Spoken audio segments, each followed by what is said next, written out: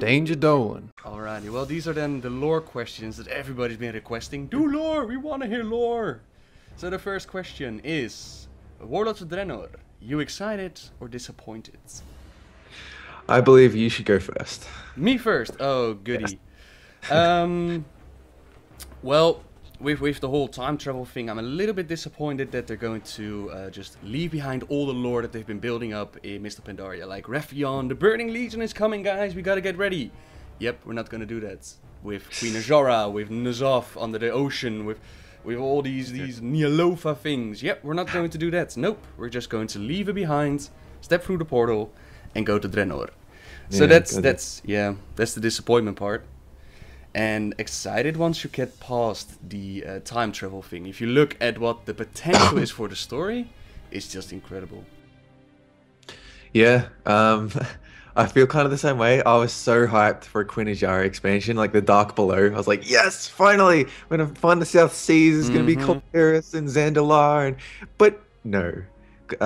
Instead, we just get Draenor. That being said, I'm super hyped for Draenor anyway, like as hyped for World of Draenor as I am for Dark Below. So I see it personally as a giant history piece for World of Warcraft, right? Yeah. So I played Warcraft 1 and 2. The way they tell the story is just by having a bit of narration before every map. Whereas this is like a big interactive, all the characters that you can talk to them, you can see their story progress. It's just an amazing way for people to be able to catch up on the story. So, in that regard, it's like the Caverns of Time on steroids, and I like it for that. Yeah, go ahead. Well, it's also a little bit dangerous. I mean, we have an established story, and some people really like those warlords, like Grom Hellscream or Deadeye or Killrock. That's the same guy. Doesn't matter, but those orcs are already established in the lore, and now we're going back to Draenor, and we're going to get the same orcs, but in a different setting, a sort of what-if scenario. So it's also very dangerous, as in, are they going to mess it up? Are they going to make our characters that we love, that we know, are they going to turn them into something different? So it's also a little bit iffy. Yeah, one of our final points for our lore discussion is that what would you improve about the story? And like, I'm not going to jump there straight away, but essentially, the story has, like, it went from the established Warcraft 3 villains like Illidan and Arthas. Then you go to Deathwing. Deathwing was kind of new.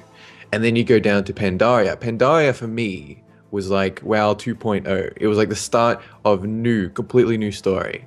And in that regard, we slowed down on the tone of the story, which was going from bigger to badder villains to the Hour of Twilight, and then let's just hang around with some pandas and just drink some beer. So like that's all right. That's fine. But now we seem to be going from a slow pace to going backwards in the story. We seem to be going back in time to experience the history piece. But are we advancing the story forward? That's something I would question. Yeah, well, Chris Metzen explained it as in it's all connected to each other, right? Like Garrosh's storyline, he's the guy that's been flowing into it from the Burning Crusade off to the Wrath of the Lich King, where he became the general, Cataclysm, where he became the war chief, and Mist of Pandaria, where we put him out of the mantle of war chief, and now he's going back to Draenor. And according to Chris Metzen, they've got like stories and expansions in a gun, like they can shoot off one after another. And Warlords of Draenor will flow into the next one, so it will be interesting to see how they're going to do that. Yeah, totally. When we talk about story possibilities later, like that's key. The way that they've got the whole mindset of yearly expansion sets, it's going to be a big deal. Back on topic for whether or not I'm excited or disappointed. I am personally, this is to do with story, but it's more about the zones involved. See, I'm glad they're overhauling Draenor or Outland. Mainly because I did not want to level up through Zanga Marsh or Terakar Forest again. I'm glad they're just removing those entirely. But, you know, Rise of the Horde, just for people who don't know, the Rise of the Horde is a book. Actually, you explain. I like when you explain what a book is. Rise of the Horde is the story that explains how the orcs turned from shamanistic spiritual people into the first horde that invaded Azeroth. Yeah, so it's like the original Draenor, it's like the story we're going into. Now, in Rise of the Horde, I think it was written by Christy Golden, she Hmm. got she described the locations before they decided to do Worlds of Draenor. So she like described Terakar Forest and Zangarmarsh. And now that they've changed it all up, it kind of ruined the consistency there. So now it's just all like original locations. As I said, I love that they're overhauling these locations, but now it's like a bit confusing for people. I don't know. That's true, but then again, the way that she described the areas, like Terakar Forest, was pretty much, I think, either restored or not affected when we entered it. There were like a couple of druids at Shafra who were trying to restore the forest. I believe that was it. Zangarmarsh, the way that she described it, was already after the orcs were corrupted, after the planet was already dried out and destroyed and all that good stuff. So the logic behind the sea is already dried up, and now Zangarmarsh, I can get behind it. And the other areas, like for example the Frostwolf clan, they never stepped away from the Horde, so they always stayed in Nagrand. And now in Warlords of Draenor they're going to go to Frostfire Ridge. That part got a couple of people confused, like they used to be there, now they're there, what's going on there? And that's just Garrosh's influence within the story. Yeah, yeah, well, yeah. When I was reading Rise of the Horde, there were like a lot of moments where I'm like, well, maybe instead of like a big Terakar forest, like a whole zone, maybe they're referring to just a small forest that expands into Outland. And then they were describing Blade's Edge Mountain, I believe, and I'm like, well, maybe it's just a mountain in Gorgrond. So there are explanations. You can, yeah, you can just roll with it. Definitely. And even so, I mean, with time travel, the same with the novel War of the Ancients, if you're really going to enjoy this expansion, just stick your head in the sand and don't think about all the time travel nonsense. That's the point they've been hammering on ever since BlizzCon. It's just a tool to get us there and just enjoy the ride, pretty much. Yeah, we'll talk about time travel in a second, like imminently. I just have one more point I want to get. After the Siege of Orgrimmar and the fact that Pandaria kind of transformed into this anti-Garrosh story, where he got to assault his capital and fight all these orcs, I got the feeling, and I think the devs kind of understood this, in the fact that people were asking what the final boss was, and I think it was Chris Metzen was saying, you know, like, we understand, guys, you don't really want to fight like another orc like Garrosh, like, if we don't want to have that happen again. Are we sick at this point of another orc story? Do we want something different? I don't know how you feel about it. Yeah, oh sorry, go on. I personally, I believe what's going to happen is the expansion is going to start off like that. It's going to be mostly about Draenei and Orc. But just like Pandaria, it's going to evolve very, very quickly over patches so that we're getting whole new storylines. Like we've got, I think it was like the Blood Elf storyline with the Light, I believe. Blood Elf Paladins, yep. And like there's a bunch of other characters that you could follow their story, like Garona and Thrall and Murad. So there are different areas they can go to.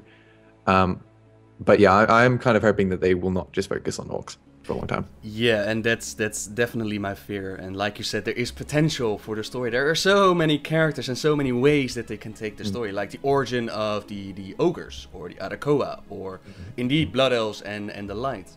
But my fear, and I really hope that's not going to come true, is that we're going to have another Cataclysm. We're going to follow Wonderboy Thrall around for the entire expansion. He's going to have his story, you know, he's just became Goel, like Shaman Thrall, and now he's going back into his armor. And everybody just tag along, and everything has to go to make Thrall this uber guy. That's my major fear. And if I'm looking forward to worshipping Thrall for another expansion, actually. You do? He's such a cool character. Man, he's the best. Well, he was the best, but from the moment from the Cataclysm, they kind of went the absurd. He aided the dragon aspects. He aided Nosdormu in figuring out how time travel works. I mean, he's a freaking orc. He's a badass, but you're not going to tell me that he knows how time works better than Nosdormu does, right? Yeah, he's basically like 15 characters rolled into one. Yes, exactly. And people always ask me, why do you still call him Thrall? Well, because Thrall was the badass and Goel was like this unrealistic character that I don't like. Green Jesus, yeah, Green Jesus, exactly. So I'll just call him Thrall. Yeah, I think they've learned their lesson. Like they like to tell a lot of different stories now. Like I think personally, the Jaina story was perfect. The way they told that. the development there was amazing. And they didn't make her some super powerful, you know, all-knowing goddess. They just made her some woman who doesn't really like Horde anymore. So. Yep. Well, the only thing, my little point of critique with Jaina is that it's a little bit too grey, and that brings a lot of discussion up, which is always awesome. But it, well, besides the grey area, it's also the introduction, like the Fedamore scenario, that was so poorly explained, and you didn't understand why Jaina suddenly hated the orcs so much. You saw a bomb drop on her city, but the implications that they showed in the story, the way that her mind was working, that the choices she's made, that's never explained in the game. And if you've got the introduction wrong, the rest of the story just makes people confused and think she's a crazy bitch now, which she isn't. She's one of the most sane characters in the game, in my opinion. Yep. Yeah, I mean, like we have a section later on where we describe ways we would improve the story, and the number one point I have there, like in bold, is that I would overhaul the way they tell stories in WoW. The way they've got it now is so, like, if you haven't read the books, you're going to miss so much information going into a new expansion that they don't have some kind of a compendium where they just let you like read up on the character in game or the zone or the storyline. You just have to kind of keep up. And if you haven't been keeping up, then like they should just have a link in game to Wowpedia, because you're not going to understand what the hell's going on. Exactly, and that's a real shame. And that's all been a discussion. How are you going to tell the story? Because you'll never nail the story as well as it's written in a novel. That's just impossible. You can't get all those details in. But at least a basic understanding of what exactly is going on, I don't think that's too much to ask. Nope. Did you want to move on to the time travel section? Yes, matey. Go ahead. Yeah. Okay. Oh, so, wait. No, you got to start with this one, so I'll ask it. They decided to go with time travel as a tool to get us to Draenor. What do you think about that? So I've got a quote here from MMO Champion. I think it's one that a lot of people know because it was a signature of someone's. It says, it would be like this is talking about World of Draenor. It would be like if Harry Potter and the Half-Blood Prince, now that we're 100% certain the return of Voldemort is inevitable, were about Draco Malfoy going back in time to create the Iron Slytherins in an alternate timeline to invade Hogwarts. So then Harry Potter and friends had to go back through a portal to the alternate dimension and then send an army of fanboys to take a shit on anybody who was like, well, wait a minute, what about the return of Voldemort? That pretty much sums up the direction of the story in terms of time travel. So the problem is that... I did not get that one. What the hell? So, have you read Harry Potter? Yeah, I have. Oh, well, what they're basically saying is that people are going, we're going back in time to fight an enemy who just showed up out of, under a rock. And like something like the Burning Legion, right, which is like an imminent threat that Rathion's been telling us about, is suddenly like we're just ignoring them now. That way. Oh, okay. Yeah. Okay. Yeah, I gotcha. Yeah. So Draco Malfoy would be Garrosh, and he goes back to create the Iron Horde, right? And so now we're going back to fight those, but present day is like we're just ignoring it now. So time travel kind of doesn't work in that regard. But now that we've got episodic expansions, I don't know. It seems like they're just pushing the story along at a nice pace now. So I guess they'll adapt. But yeah, how do you feel about time travel?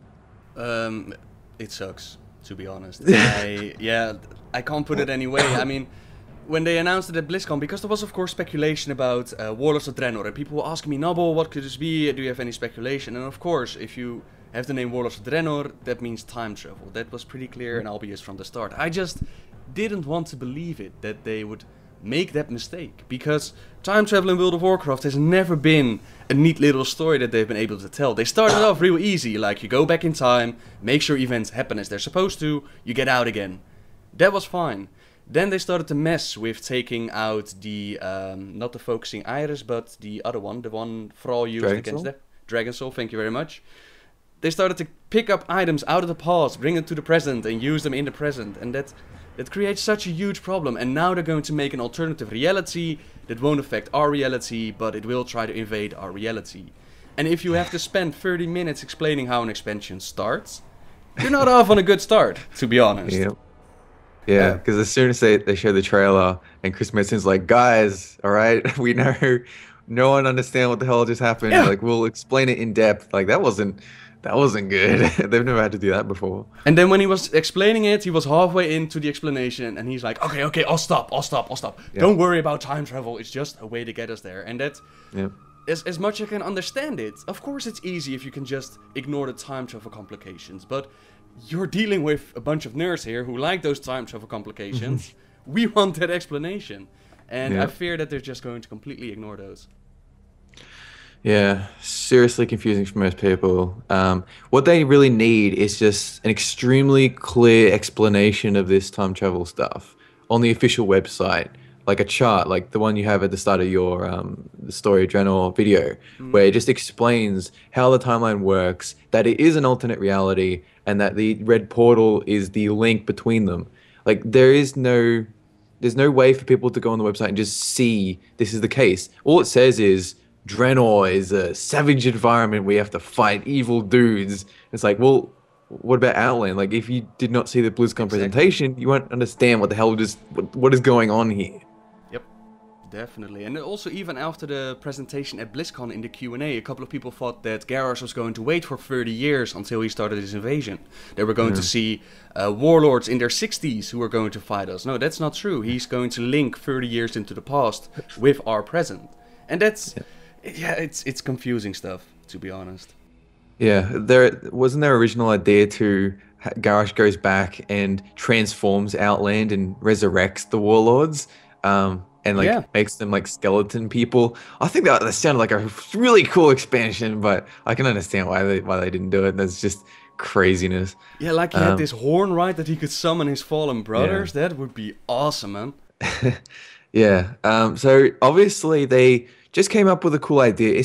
Honestly, it's just like Pandaria. They just said, let's just have a mystical land full of mysteries and Pandaria, and you got the Thunder King, and let's do that.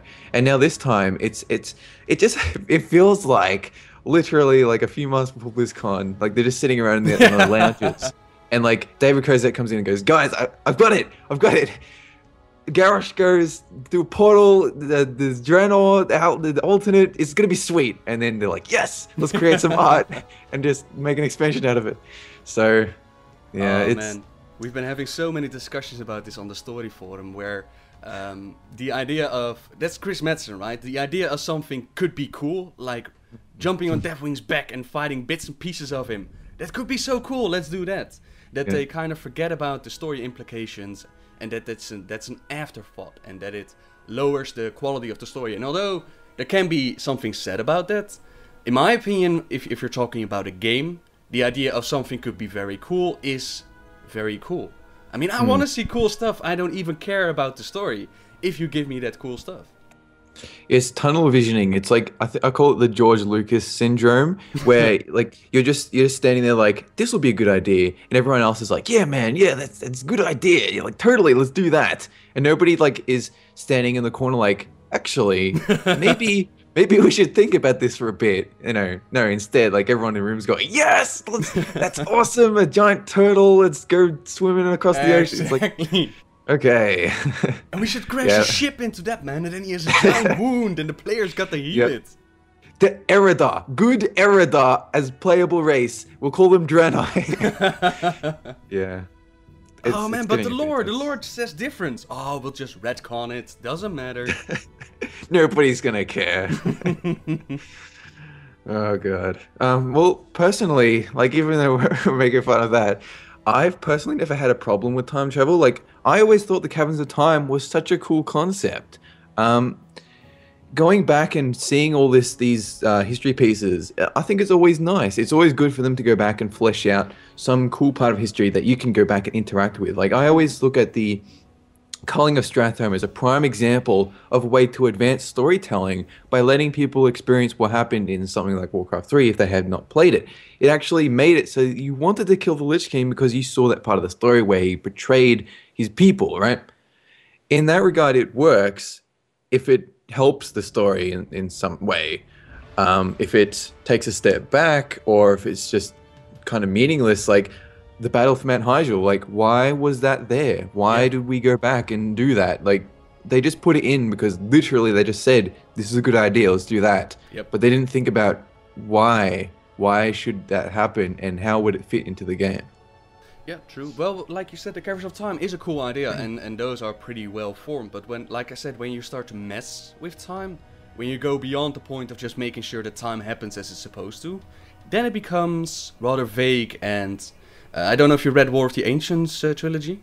Yeah, I read pretty much all of it. Yeah. Well, if you look into that story, there you have characters from the future who go back to the past, and they actually influence those events. They change how the War of the Ancients happened. And you would imagine that those changes flow into the next, or at least into the timeline, that those changes are actually there and visible. But that never happened. It was just like, okay, we're going to mess with the past, but it doesn't actually affect our past or our future. And that's very strange when it comes to time traveling. Yeah, because didn't Broxigar go there and he's like the first orc they've ever seen, and then they didn't recognize him in Warcraft 3? Isn't that a major plot hole? Yeah. Well, there are explanations given, like a circle has to have a beginning. So this was the first time that this happened, and we didn't actually see the moment where Toronto already knew Broxigar. I mean, you can give it a spin, but also change it. But you would imagine that it has more effects overall, and yeah, that never happened. She has amnesia, and exactly. 10,000 years. It's a long time. Yeah, she just forgot. You know how it is for goddesses.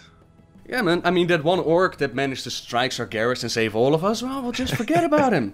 We built him a statue, but yeah. I just thought he was someone who was green. Brilliant.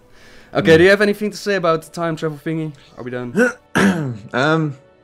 So yeah, I just want to stress that, like, I'm very lax when it comes to consistency.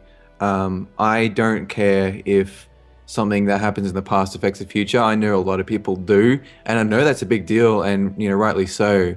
But when I heard about Draenor, I did, like, there was a part of my mind that said, I don't like that we're going backwards. But by the same token, though, I think it's just a good idea, and I just hope people enjoy it, even if there are consistency issues. Just, like, enjoy the experience, Definitely. Just stick your head in the sand. Don't worry about it. Everything's fine. I loved how Madsen presented it. It was beautiful. Yeah.